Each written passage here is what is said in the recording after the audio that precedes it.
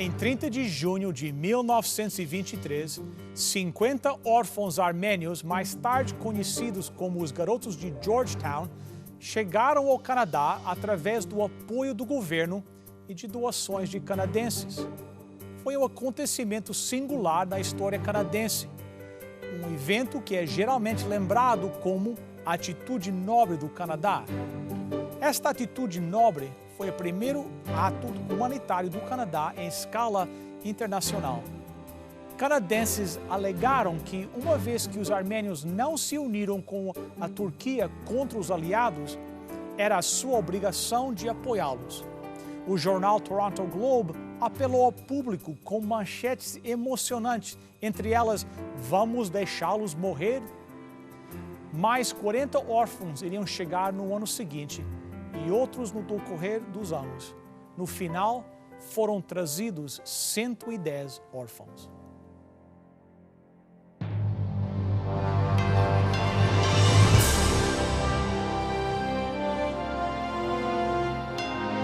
Venceu a prova do tempo. O livro de Deus, a Bíblia. Ainda relevante neste mundo complexo. Está escrito, partilhando mensagens de esperança ao redor do mundo.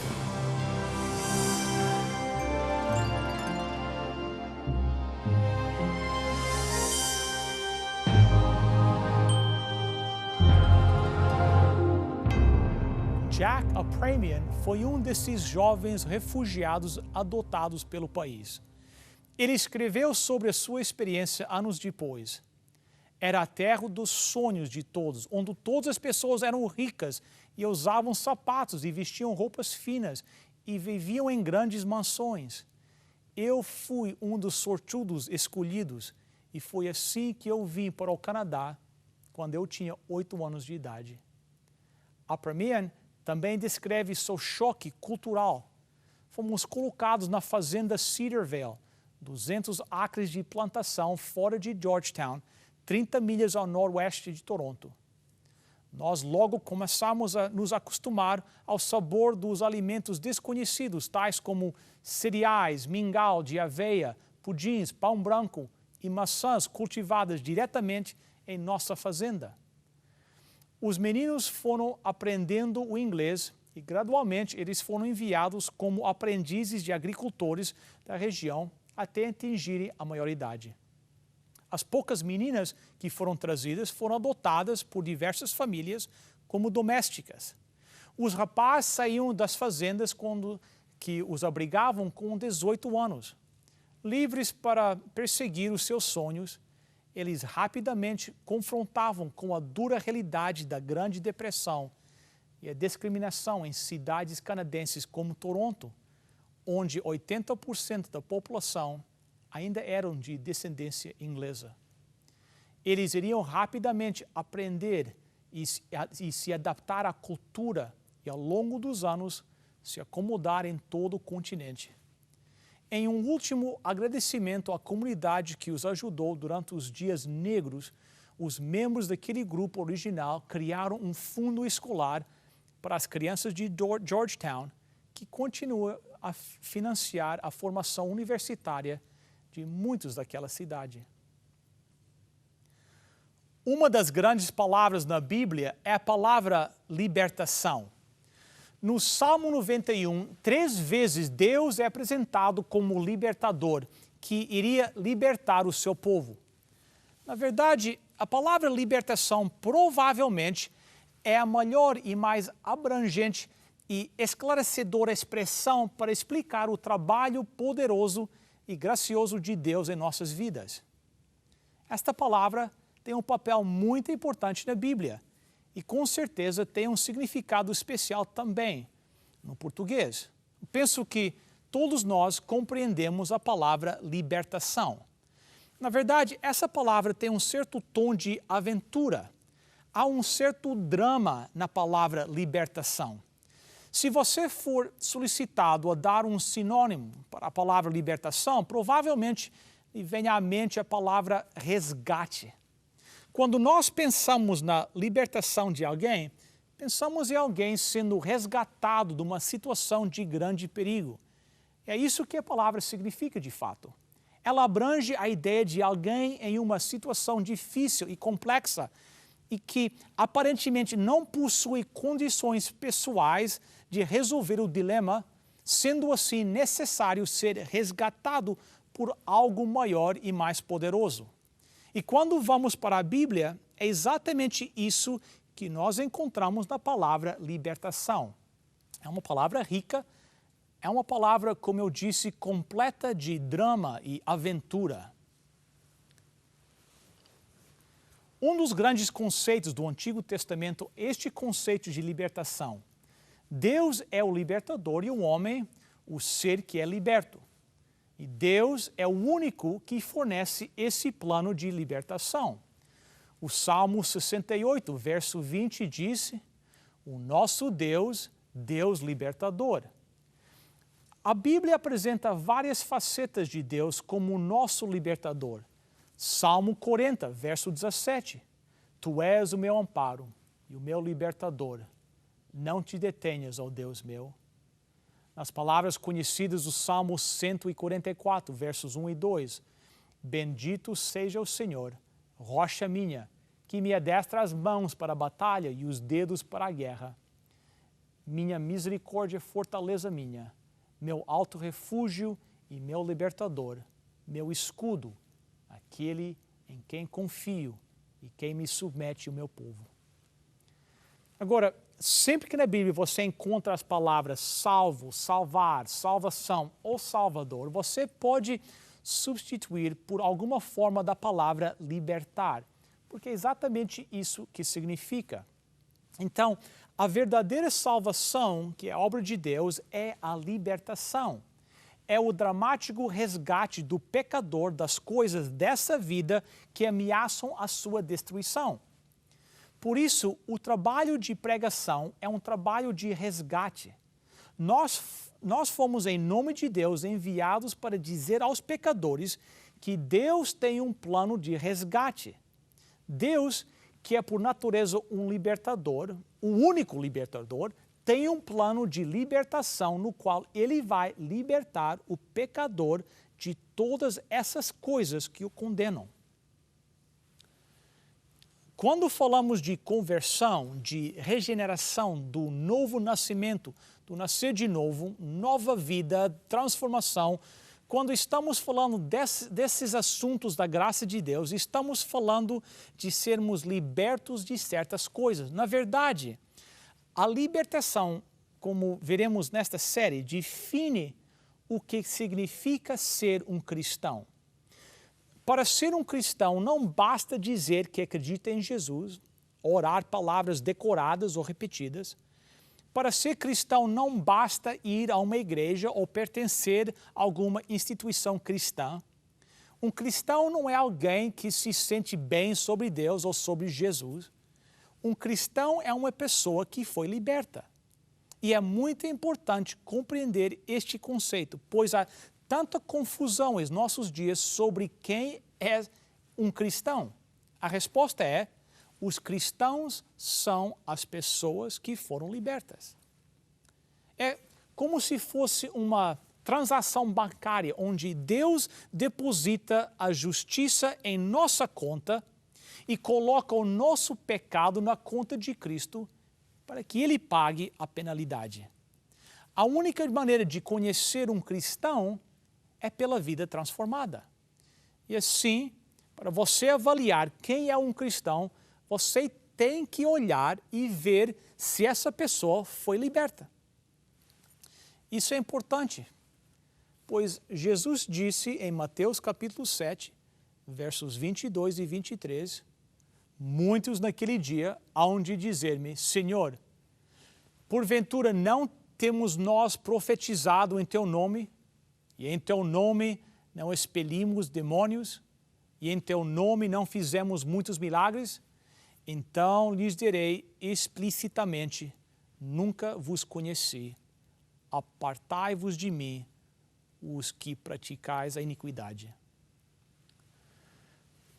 Portanto, há pessoas que estão muito enganadas sobre a sua condição pessoal. Eles pensam que pertencem ao Senhor, mas não pertencem. Elas podem acreditar em Jesus, podem acreditar em certas coisas sobre Ele, mas o fato é que nunca foram libertas.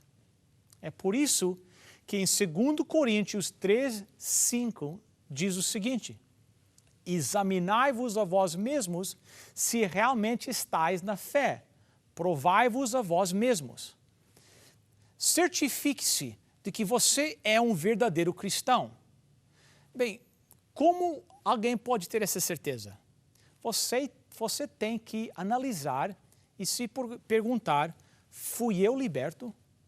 Porque Deus é um libertador que elaborou um plano de libertação. Ele resgata os pecadores da perdição do pecado. É por isso que Romanos 11:26 diz: virá de Sião o libertador e ele apartará de Jacó as impiedades. Agora é a libertação. O libertador virá de Sião e ele virá remover a impiedade. E mais adiante, no mesmo verso diz: esta é a minha aliança com eles. Quando eu tirar os seus pecados, ocorrerá uma libertação e será uma libertação da impiedade para a justiça e do pecado para a retidão. Esta é a verdadeira libertação. As pessoas sempre perguntam questões sobre a Bíblia, questões que dizem respeito às Escrituras. E às vezes me perguntam qual seria o principal problema da igreja. Eu sempre respondo basicamente da mesma maneira. O principal problema que a igreja enfrenta é a falta de discernimento. Essa é a questão principal que a igreja se depara. A igreja não sabe distinguir entre verdade e o erro. O sistema de imunidade da igreja é deficiente. Ela não tem capacidade de lutar contra o erro porque não sabe a verdade. Ela não possui suficiente anticorpos da verdade para combater o erro. A igreja é ignorante. E por ser extremamente ignorante, é facilmente vítima do erro. Este é um problema grave. A fraca teologia, o conhecimento superficial das Escrituras e todos os tipos de erros inundam a compreensão deficiente da igreja. E o que torna pior é que há um movimento que diz que a tolerância, tudo isto, é a mais pura expressão do amor cristão. E se você convidar as pessoas desse movimento e falar para elas de que, de acordo com a Bíblia, aquilo que eles estão fazendo ou pregando não é a verdade, e sim um erro, você será considerado como alguém que não tem amor, um divisor, que você está indo contra a unidade da igreja. E assim, você tem erros invadindo a igreja. A igreja é incapaz de lutar contra esse erro por causa da sua ignorância, da ignorância da teologia e da Bíblia. A tolerância e a conformidade com o erro está sendo exaltada, como se fosse uma virtude suprema. Contudo, tal atitude só agrava mais a situação da igreja e entra em contradição direta com o mandamento de 1 Tessalonicenses 5:21. Julgai todas as coisas, retende o que é bom. A igreja se colocou em uma posição em que não consegue distinguir entre a palavra de Deus e as mentiras de Satanás. E isso é muito triste. A partir do momento em que Deus começou a formar um povo para si, Satanás se esforçou para intrometer. A partir do momento em que os demônios coabitaram com as filhas dos homens em Gênesis capítulo 6, Satanás vem tentando poluir e misturar todo o caminho, semeando o joio entre o trigo. Nós temos que recuperar a identificação de um verdadeiro cristão E isso significa que temos que voltar à doutrina de libertação. Essa é a conexão. Porque se você entender a doutrina da libertação, então você terá um critério para entender quem é um cristão. É óbvio que não podemos conhecer o coração das pessoas. Nós não podemos ter certeza com relação a todos. Nós não temos essa capacidade. Nós nem sempre conseguimos distinguir entre o trigo e o joio. Mas a verdade é que até mesmo Jesus disse: por seus frutos os conhecereis. Portanto, existem evidências na vida de uma pessoa que pode identificar se ela foi liberta ou não. E tal libertação é como uma experiência comum a todos os crentes em Cristo. Há uma mudança radical na vida deles, na sua natureza pessoal, e isto é a obra do Espírito Santo. Eles são novas criaturas e foram libertos de alguns perigos muito específicos para novos padrões de comportamento bem específicos. John Wesley disse isso: em nossos dias, ser um verdadeiro cristão é realmente tornar-se um escândalo. No meio da igreja apóstata da Inglaterra, no século XVIII, levantou-se um homem chamado Wesley, um verdadeiro cristão. Ele pregava o evangelho verdadeiro e, por esse motivo, foi um escândalo, levando o poder dominante da época a perseguir a todos que aceitaram a verdade. Não é interessante o fato de que a igreja tenha perseguido os fiéis? Você sabe, quando as pessoas vieram e fundaram a América, eles estavam vindo para a América do Norte por causa da liberdade religiosa.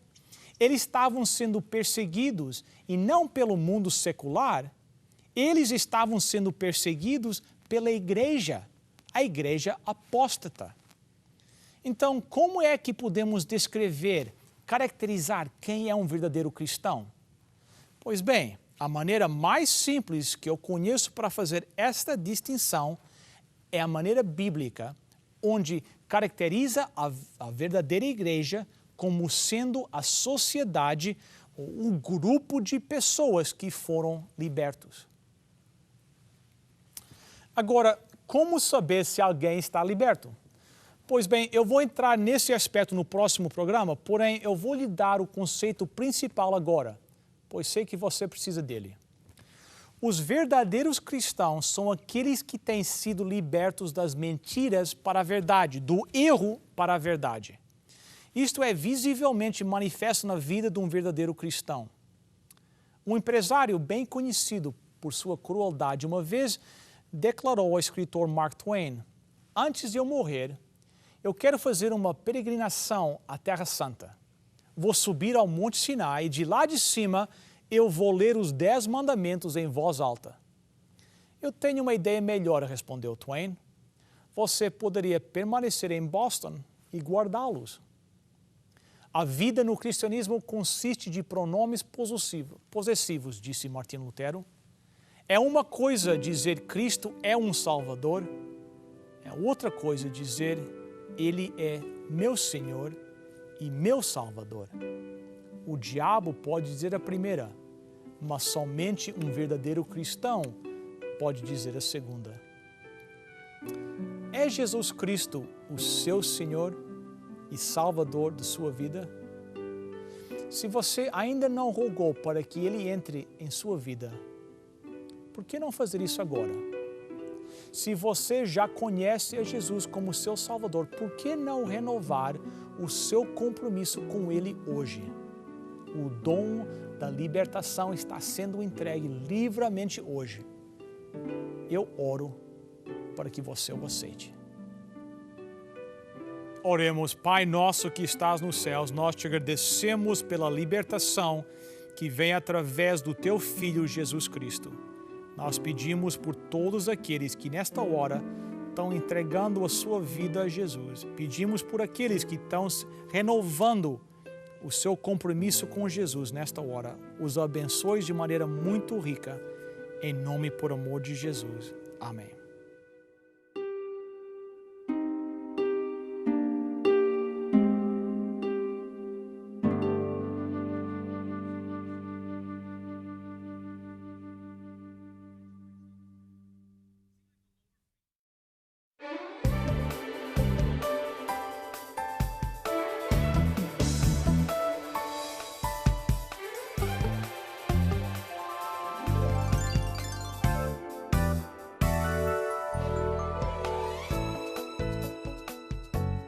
Já imaginaram guiar um carro que não tenha óleo no motor, ou na direção, ou na caixa de velocidades? Seria impossível, não? E se pusermos óleo grosso, talvez óleo já usado, no motor, em vez de óleo recomendado pelos construtores do carro? Eu acho que o carro não duraria muito tempo, não é verdade?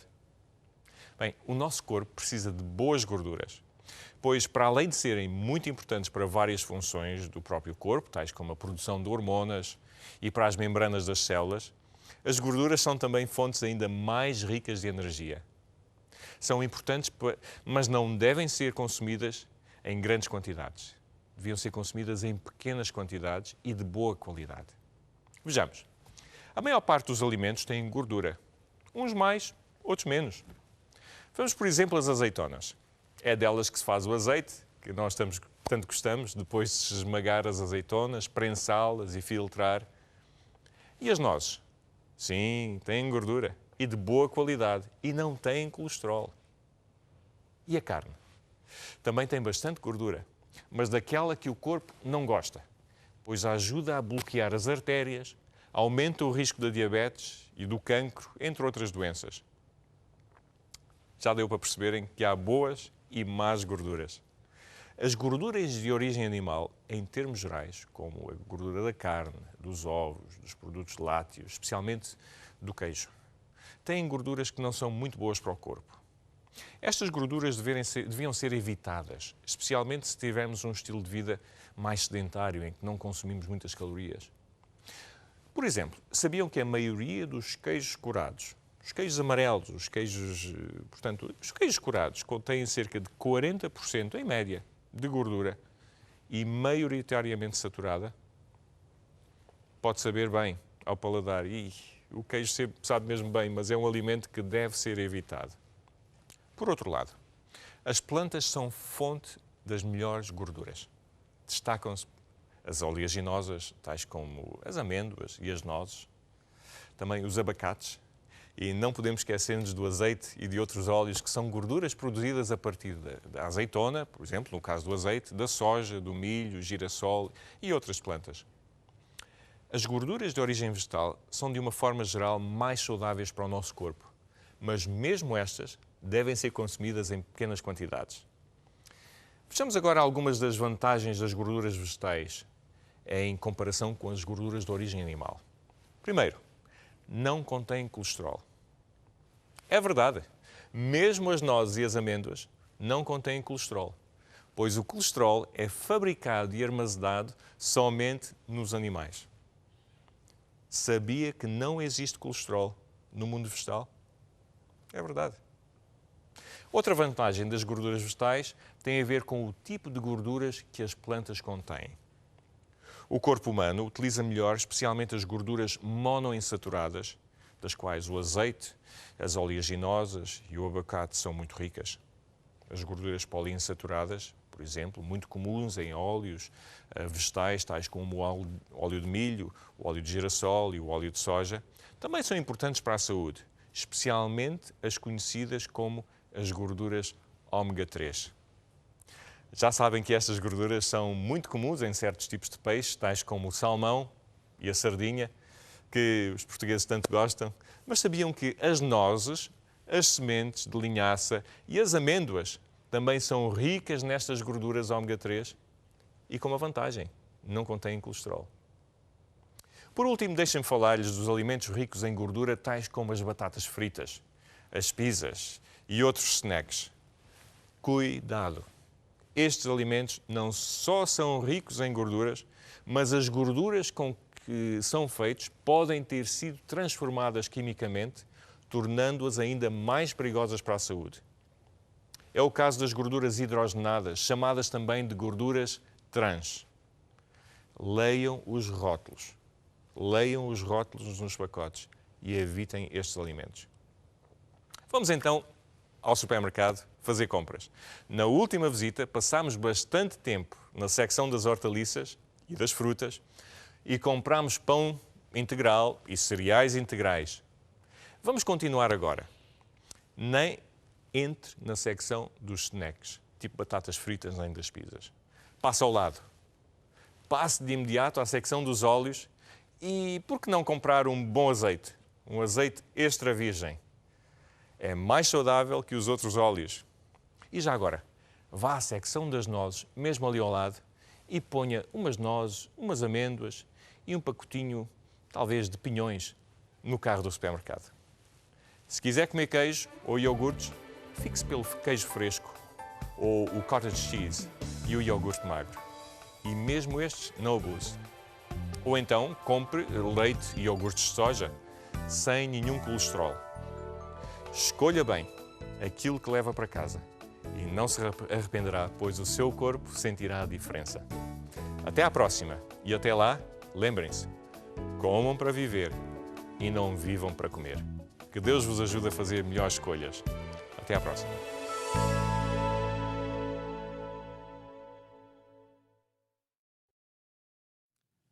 Bem, chegamos ao final de mais um programa do Está Escrito. Quero agradecer a sua participação aqui conosco. Quero lembrar também do nosso website, estaescrito.ca. Todos os nossos programas são arquivados lá. Você pode assistir de novo e pode até mandar para um amigo se quiser. Bem, na próxima semana nós vamos estar cá de novo, neste mesmo horário e neste mesmo canal.